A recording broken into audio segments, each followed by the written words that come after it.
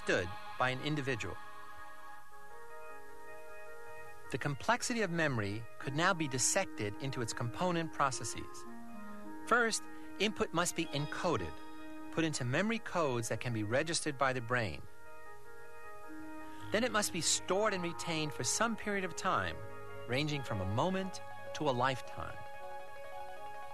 And finally, it must be retrieved on demand when it's needed. There are also two kinds of memory. Long-term memory is the storehouse of everything you know about the world and yourself, and is essentially unlimited. In theory, anything you have experienced which is stored in long-term memory is available for later recall. To understand the process of retrieval, try picturing your long-term memory as your own private library. But instead of information stored in books, some researchers believe it is stored and represented in the form of networks. In these associative networks, each piece of information or concept is linked to a family of others that share some common properties. Activating any of the concepts in the network activates the others associated with them. This activation process spreads automatically and rapidly, not only within networks, but also across to others that are linked in any way meaningful to the individual. In order for me to become consciously aware of the outcome of this activation process, in order for me to identify and understand what's going on around me, something more than long-term memory is needed. That's because long-term memory is like a passive storehouse of information and not an active information dispatcher. So we need a second memory system. We need a short-term memory. Short-term memory is the transient working memory that holds all the knowledge currently in use. All new information, those things we're paying attention to right now, must first pass through this narrow channel.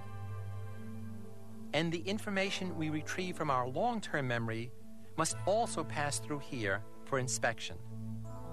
But short-term memory has two major limitations. First, only a small amount of information can be held there. And second, the information can only be held for a short amount of time. It fades as soon as we shift our attention elsewhere. The new always pushes out the old. Still, our short-term working memory is an essential part of our psychological present. It links separate stimuli into episodes and then into stories as we engage in conversations, work, read, play, and just take in the world. Short-term memory does all this, yet it still cannot hold anything for more than about half a minute. And it can only store from 5 to 9 items, with an average of 7. So how can we get around these limitations of short-term memory? First, our memories can be held for a longer time if we rehearse the new information carefully without distractions. And second, more information can be held if we group items according to some pattern or something we're already familiar with. This is a process called chunking. A chunk can be a word, a meaningful phrase, or a number sequence. And 7 chunks can have a lot more information in them than 7 items.